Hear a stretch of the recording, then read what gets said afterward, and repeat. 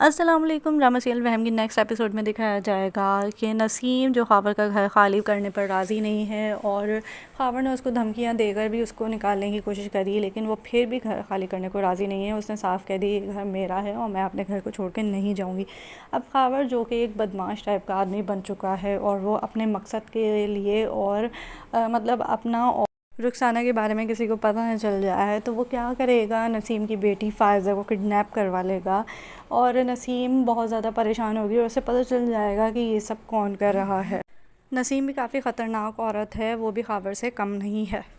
अब ख़ावर जिससे भी उसने किडनैप करवाया होगा फ़ायज़ा को, उसको फ़ोन करके कहेगा कि मेरी भतीजी है, थोड़ा ख़याल रखना उस बच्ची का और उसको किसी किस्म की परेशानी ना हो। अब जब वो ये कॉल करके पीछे मुड़ेगा तो इसकी अपनी बेटी खड़ी होकर सुन रही होगी तो यह हमेशाएँ कर देगा, लेकिन अब ईशल को भी अपने बाबा पे शक हो चुका है कि ज़रूर कुछ न कुछ गड़बड़ है। दूसरी जानिब रुखसाना बहुत परेशान है और ख़ावर के बारे में सोच रही है कि उसने मुझसे एक बार कहा था कि मैं आपको बिल्कुल तन्हा कर दूंगा, आपके पास किसी को नहीं रहने दूंगा, तो उसने ऐसे ही करके दिखा दिया है। मेरे पास से एक एक करके सब लोग जा चुके हैं।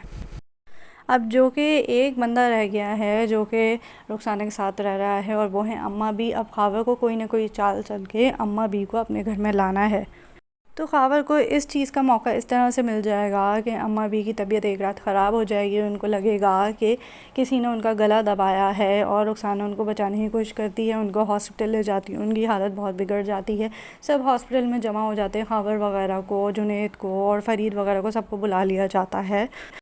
तो वहाँ जाके ख़ावर फिर से चाल चलेगा और रुखसाना पे चीखना चिल्लाना शुरू हो जाएगा, रोना शुरू हो जाएगा कि आपने मेरी अम्मा भी के साथ बिल्कुल भी ठीक नहीं किया, आपने उनका गला दबाकर मारने की कोशिश करी है उनको, मैं आपको बिल्कुल नहीं छोड़ूंगा। और यहाँ तक कि ये भी धमकी देगा रुखसाना को कि मैं आप पे इस बारे में केस करूँगा।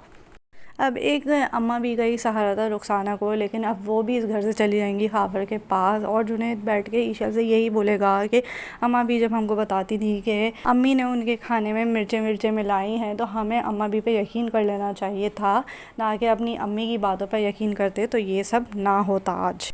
तो अब रुखसाना बिल्कुल अकेली रह जाएगी क्योंकि अम्मा भी को अब कोई भी उस घर में रुखसाना के साथ छोड़ने को तैयार नहीं होगा। अब इस सब से प्रॉब्लम ख़ावर की अपनी बीवी को होगी और उसको समझ में नहीं आएगा कि ये सब क्या हो रहा है, सब एक एक करके मेरे घर पे क्यों आते जा रहे हैं। और अब उसको ख़ावर पे शक होने लगा है, मज़ीद यकीन होता जा रहा है कि ज़रूर कोई ना कोई गड़बड़ है, रुखसाना और इनमें कोई ना कोई लड़ाई चल रही है जिसकी वजह से ख़ावर ये सब कर रहा है।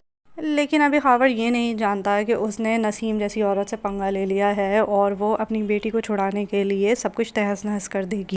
और अब वैसे भी रुखसाना के अलावा नसीम ही वो औरत बची है वाहिद जो सब कुछ जानती है, ख़ावर की असलियत के बारे में भी जानती है। और अनवर ने भी सिर्फ नसीम को ही रुखसाना के बारे में A to Z रुखसाना और ख़ावर के बारे में बताया हुआ है।